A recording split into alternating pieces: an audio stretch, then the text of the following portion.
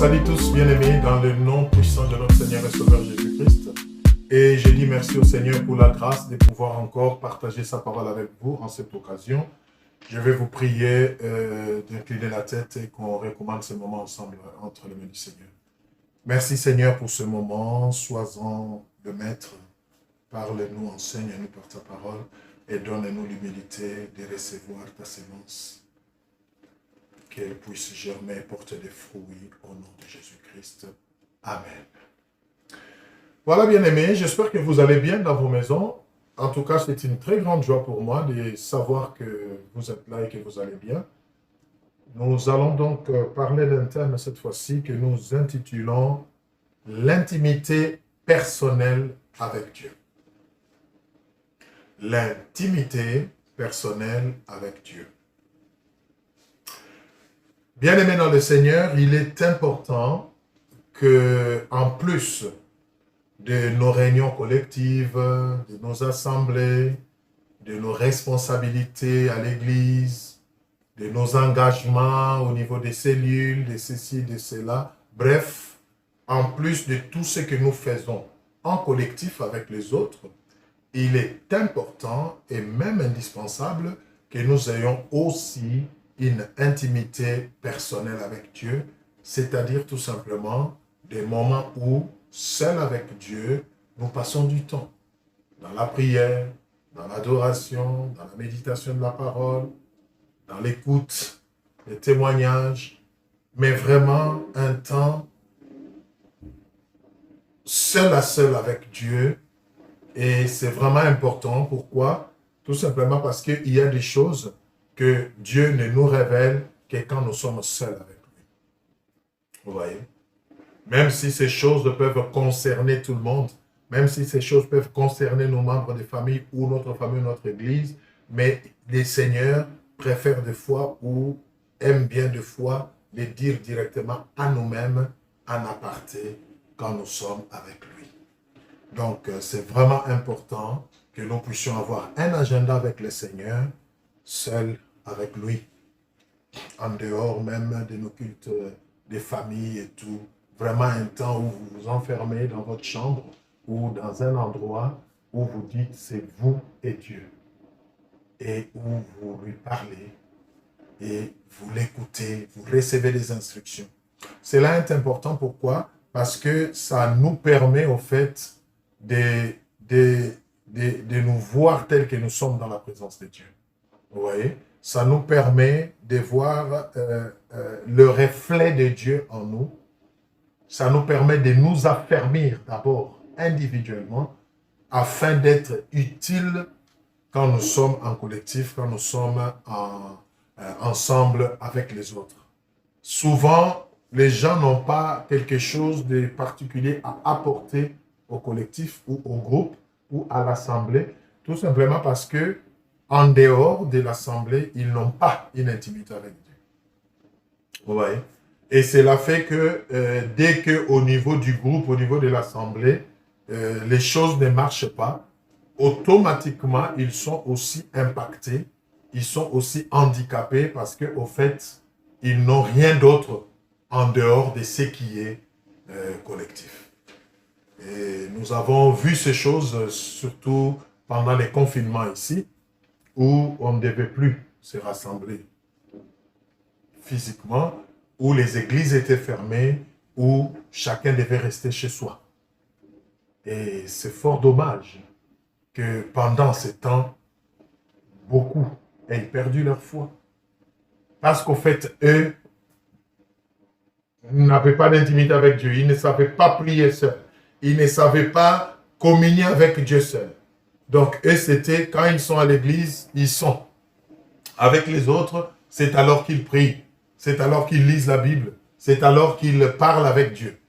Et d'un coup, ils se retrouvent seuls et dépaysés, coupés de toutes sources, ils ne se retrouvent plus. Dieu merci, il y a eu cette solution grâce à la technologie, des rencontres par des réseaux sociaux et tout.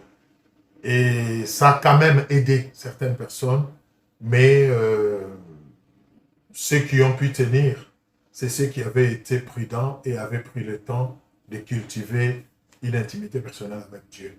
C'est pourquoi donc nous voulons vraiment parler de ces choses, bien aimées. C'est très, très, très important. Et nous pouvons définir l'intimité avec Dieu tout simplement comme étant, voilà, un temps personnel, un temps réservé, seul à seul avec Dieu. C'est comme ça qu'il faut comprendre ça. C'est vrai, on se dit souvent, mais le temps fait défaut et tout ça. On se réunit déjà avec les autres à l'église et puis trouver encore un temps, bon, c'est trop me demander par rapport à mes occupations.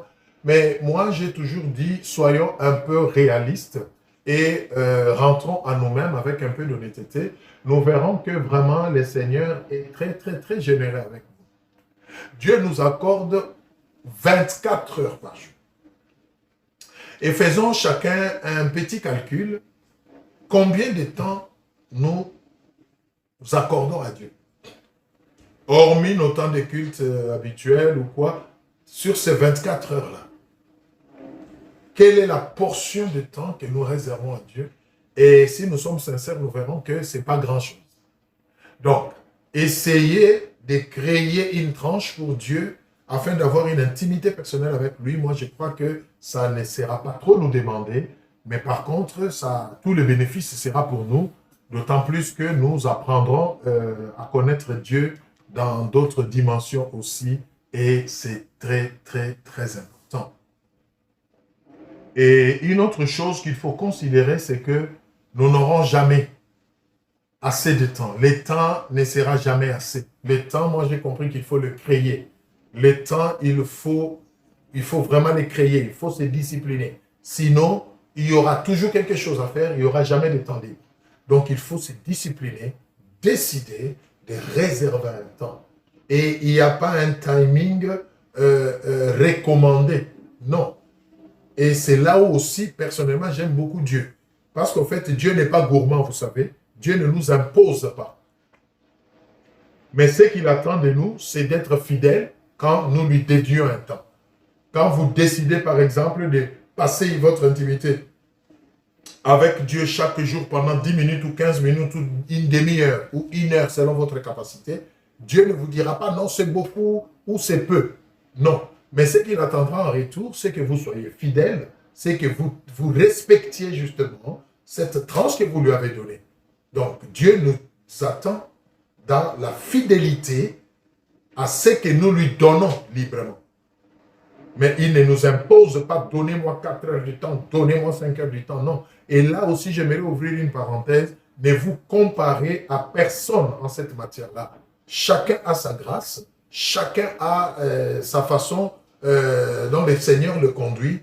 Et ne vous dites pas, tel fait 5 heures, moi aussi je dois faire 5 heures. Non. Ne vous dites pas, l'autre fait ceci, moi aussi. Non. C'est-à-dire, regardez quel est le temps que vous pouvez accorder le Seigneur pour cultiver votre intimité et déterminer ce timing selon que votre cœur et le Saint-Esprit vous convainquent. Et sachez que le Seigneur ne vous dira jamais que c'est beaucoup ou c'est peu, mais il vous attendra par rapport à la fidélité. Quand vous lui dites 10 minutes, alors respectez ces 10 minutes. Quand vous lui dites 4 heures du temps, alors respectez ces 4 heures du temps. C'est pourquoi il ne faut pas être extravagant, ne cherchez pas à impressionner Dieu. Seigneur, je vais commencer à te donner 8 heures de temps. Et puis après, vous n'arrivez même pas à rester 1 heure dans sa présence ou 45 minutes. Donc là, ça ne servira à rien. Soyez réaliste avec vous-même, poussé par le Saint-Esprit et déterminez un temps. Alors, nous voulons rapidement voir comment nous pouvons cultiver justement cette intimité personnelle avec Dieu. Donc, c'est un temps que nous passons de côté pour le Seigneur. Mais comment nous pouvons le cultiver? Quelles sont les choses qui peuvent nous aider à vivre cette intimité avec Dieu? Qu'est-ce qui peut nous aider à le faire? Première chose, c'est une vie de prière et de méditation. Nous créons l'intimité avec Dieu par une vie de prière et de méditation. Donc, ce temps-là que vous allez consacrer à Dieu, vous le passez dans la prière ou dans la méditation. C'est très important. Nous allons prendre notre premier passage pour ce premier moyen. Donc, Josué 1.8. Josué 1.8, nous allons voir l'importance de la prière et de la méditation personnelle. Donc, nous prenons Josué 1:8. La Bible dit ceci. Josué 1:8.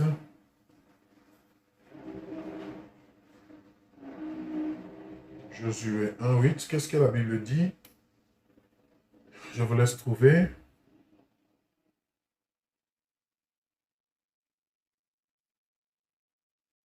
Que ce livre de la loi ne s'éloigne point de ta bouche, médite-le jour et nuit pour agir fidèlement selon tout ce qui est écrit, car c'est alors que tu auras du succès dans tes entreprises, c'est alors que tu réussiras.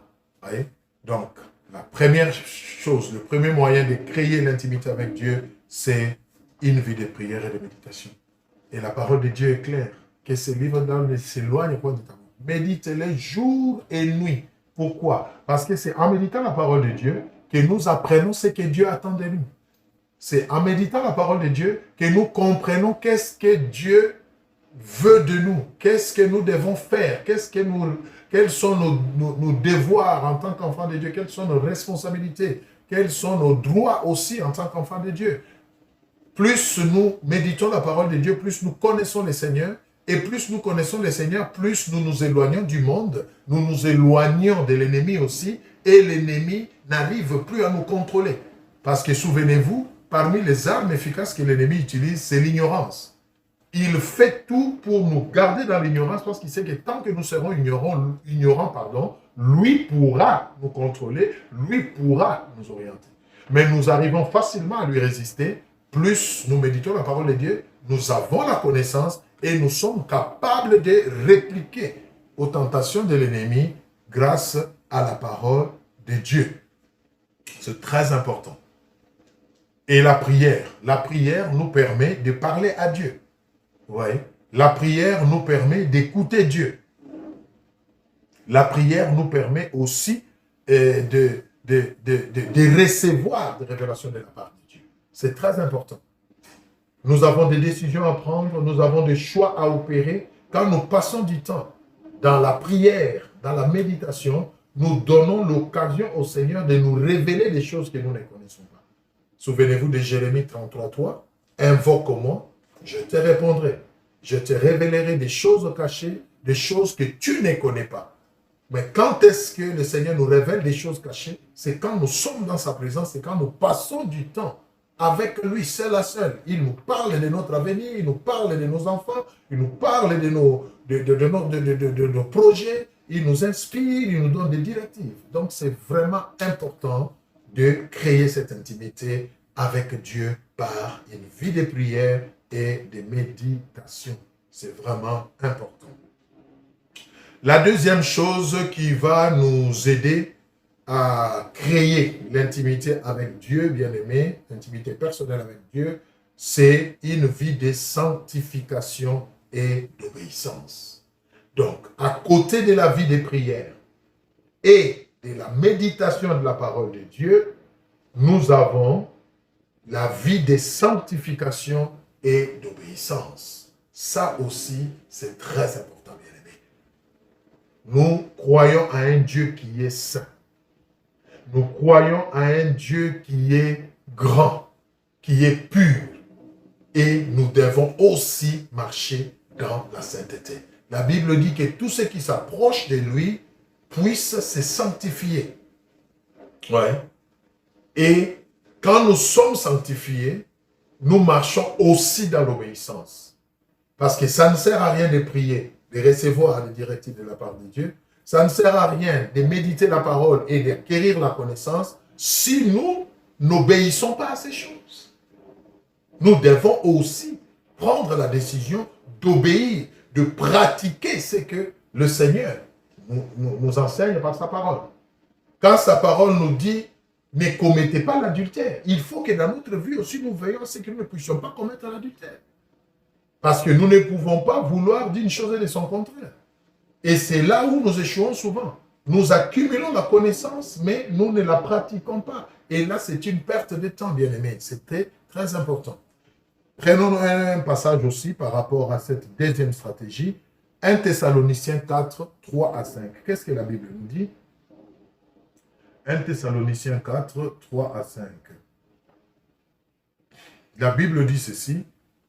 Ça, c'est par rapport à une vie de sanctification et d'obéissance. 1 Thessaloniciens 4, 3 à 5. 1 Thessaloniciens 4, 3 à 5. Qu'est-ce que la Bible dit? Ce que Dieu veut, c'est votre sanctification. C'est que vous vous absteniez de l'impudicité. C'est que chacun de vous sache posséder son corps dans la sainteté et l'honnêteté, sans vous livrer à une convoitise passionnée, comme font les païens qui ne connaissent pas Dieu. Ouais. C'est très important. Donc, créer une intimité personnelle avec Dieu au moyen d'une vie de sanctification et d'obéissance est très bénéfique pour nous parce qu'en fait, nous répondons à une injonction, à un impératif, à une volonté divine. Ce que Dieu veut, c'est votre sanctification. Et on nous explique, c'est quoi cette sanctification? C'est que nous puissions nous abstenir de suivre de ce monde. Ouais. Et ce qui est encore interpellant ici, on le dit, comme le font les païens, c'est-à-dire, il faut qu'il y ait la différence entre nous et nos non-croyants. Ceux qui ne croient pas en Dieu, ils vivent leur vie comme ils veulent. Ils croient qu'ils sont maîtres de leur vie. Mais ce n'est pas le cas pour nous. Nous croyons que nous ne vivons pas pour nous-mêmes. Nous ne contrôlons pas nos vies. Nous avons des comptes à rendre à notre Dieu. Et nous devons conformer notre vie. Nous devons vivre selon ce que ce Dieu-là nous demande. Nous devons garder notre corps dans la sainteté et l'honnêteté. Notre corps. Un enfant de Dieu qui marche en intimité avec Dieu ne fait pas n'importe quoi de son corps. Parce qu'il sait que son corps est le temple du Saint-Esprit, comme 1 Corinthiens nous l'a dit. Donc voilà un peu les choses qui nous rapprochent de Dieu et qui nous amènent, bien aimés, à comprendre vraiment c'est que la volonté de Dieu pour nous. C'est très, très, très important. Oui. La sanctification. C'est important, bien aimé. Ne pas vivre comme tout le monde. Ne pas faire comme tout le monde. Et c'est dire toujours que moi, je ne suis pas tout le monde. Moi, je suis un enfant de Dieu. J'ai une identité que je dois défendre. J'ai des vertus, j'ai des valeurs que je dois vivre, partager et défendre chaque jour dans ma vie. Et c'est là, quand on est en intimité personnelle avec Dieu, nous grandissons dans ces choses et le Seigneur nous assiste. C'est très important. Prenons un autre passage. Hébreux 12, 14. Hébreux 12, 14. Qu'est-ce que la Bible dit? Recherchez la paix avec tous et la sanctification sans laquelle personne ne verra le Seigneur. La sanctification, c'est très important. Et on nous dit sans laquelle personne ne verra le Seigneur. Donc ne nous faisons pas d'illusions, ne nous trompons pas par des faux raisonnements. Si nous ne vivons pas dans la sanctification, peu importe ce que nous faisons pour Dieu, nous ne le verrons pas. C'est la Bible qui le dit. Donc, vous comprenez vraiment que la sanctification doit avoir une place de choix dans notre vie. Et c'est très, très, très déterminant. Troisième et dernière chose pour terminer, c'est une vie de foi. Donc, nous avons vu une vie de prière et de méditation personnelle, une vie de sanctification et d'obéissance, et enfin, une vie de foi. Oui, bien-aimé, une vie de foi. Nous n'avons jamais vu Dieu. Nous n'avons pas été à Golgotha. Personne n'a été là quand on a attrapé Jésus dans les jardins et on l'a mené à la croix. Personne. Personne n'a été là quand on était en train de le fouetter, qu'il pleurait de douleur, que le sang coulait. Personne n'a été là. Mais pourquoi nous croyons ces choses? C'est parce que nous avons la foi. Nous acceptons ces choses parce que nous croyons qu'elles se sont passées. Et de la même manière, le Seigneur aimerait aussi que dans tous les aspects de notre vie de chaque jour, que nous puissions marcher par la foi, c'est-à-dire croire qu'il est là, qu'il voit, qu'il peut intervenir, que tout est possible, bien aimé. Et on ne peut atteindre cette dimension-là que quand on a une intimité personnelle avec Dieu. C'est très important. Parce que la foi en soi, c'est une folie pour le monde et pour ceux qui ne croient pas. Qu'est-ce que la Bible nous dit par rapport à la foi? Hébreux 11, 1. La foi, c'est quoi? C'est vraiment une folie, moi j'ai l'habitude de le dire. Mais une folie qui marche, qui porte des fruits. Alors tant mieux, moi je préfère encore faire une folie dont je vois les fruits positifs que autre chose. Hébreux 11, le verset 1. La parole de Dieu dit, or la foi est une ferme assurance des choses qu'on espère, une démonstration de celles qu'on ne voit pas. Des choses auxquelles j'espère, je les démontre alors qu'ils n'existent pas encore. C'est une folie. Vous êtes d'accord avec moi, humainement parlant.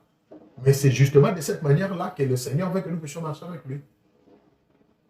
Je n'ai pas encore vu ma guérison, mais je crois que Dieu est capable de me guérir et je commence à démontrer cette guérison par mon attitude, par mes déclarations, par mes actes. C'est ça la foi. Je crois que le Seigneur est capable de me libérer de ce péché, de me délivrer de toutes mes faiblesses et je les confesse et je me discipline et je prends des dispositions pour vaincre ces péchés. C'est ça la foi. Oui, c'est très important. Matthieu 21, 23. On va bientôt terminer. Matthieu 21, 23. Matthieu 21, 23. La Bible dit, Jésus s'est rendu dans les temples et pendant qu'il enseignait, les principaux sacrificateurs et les anciens du peuple vinrent lui dire, par quelle autorité fais-tu ces choses et qui t'a donné cette autorité? On interroge Jésus par rapport à son autorité, par le pharisien.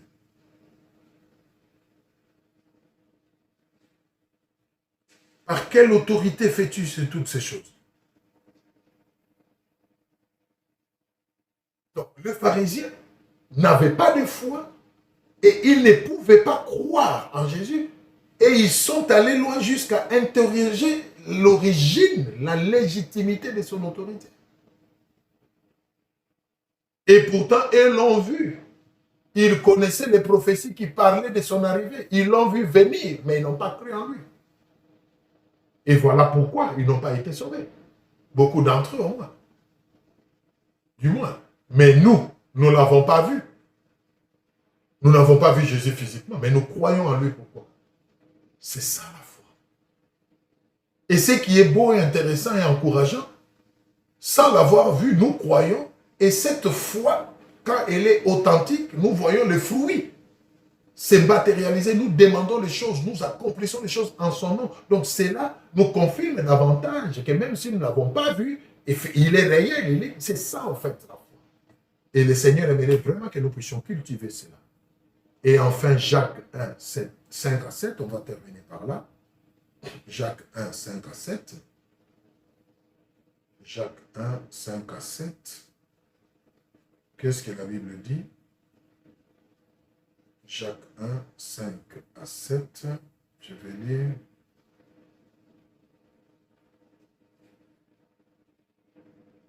Si quelqu'un d'entre vous manque de sagesse, qu'il la demande à Dieu, qui donne à tous simplement et sans reproche, et elle lui sera donnée. Mais qu'il la demande avec foi, sans douter, car celui qui doute est semblable au flot de la mer agité par les vents et poussé des côtés et d'autres. Qu'un tel homme ne s'imagine pas qu'il recevra quelque chose du Seigneur. Voilà. La foi, bien-aimée. Ne marchons pas par la vue, mais marchons par la foi. C'est ça la victoire chrétienne. Et nous ne pouvons grandir dans ces choses que quand nous cultivons l'intimité personnelle avec Dieu. Quand nous nous exerçons à ces choses. C'est très important, bien-aimé. Voilà ce que le Seigneur a voulu qu'on puisse vraiment partager pour cette occasion. Et il sait pourquoi il nous parle de cette intimité, bien-aimé. Trouvez du temps et passez-le avec le Seigneur. De la même manière que vous êtes passionné pour votre sport, pour votre télé, pour votre travail, soyez aussi passionné par la présence de Dieu. Ne passez pas tout votre temps devant la télé. Consacrez à Dieu un peu de temps. La vie, c'est un tout. La vie, ce n'est pas seulement le travail. La vie, ce n'est pas seulement la distraction. La vie, c'est aussi l'intimité avec Dieu. Et ça nous permet d'ailleurs d'amortir. L'intimité avec Dieu nous permet d'amortir les chocs de la vie. Quelqu'un qui passe du temps avec le Seigneur, quelqu'un qui s'efforce avec l'aide de Dieu de marcher dans la sainteté, la sanctification, Dieu devient même son défenseur. Les complots peuvent être montés, des pièges peuvent être tendus, mais le Seigneur lui-même s'en occupe parce qu'il sait que vous lui accordez une place prioritaire, vous lui accordez une place de choix dans votre vie.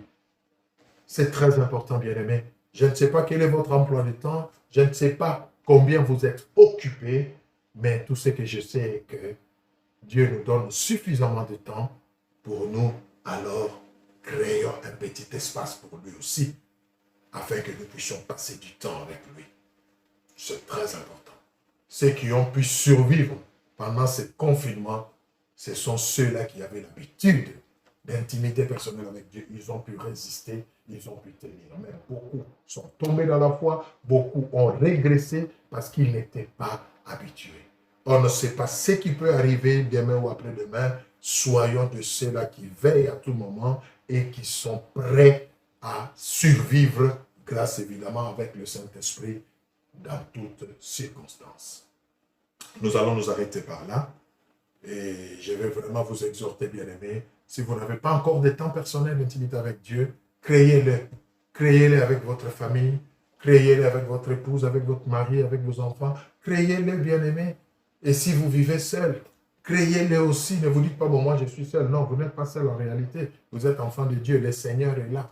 Créez ce temps et vous verrez que les choses vont aller pour le mieux et vous serez beaucoup plus dans la joie dans votre vie chrétienne parce que vous expérimenterez d'autres choses que vous n'expérimentez pas jusque-là, tout simplement parce que ce temps d'intimité personnelle vous manque.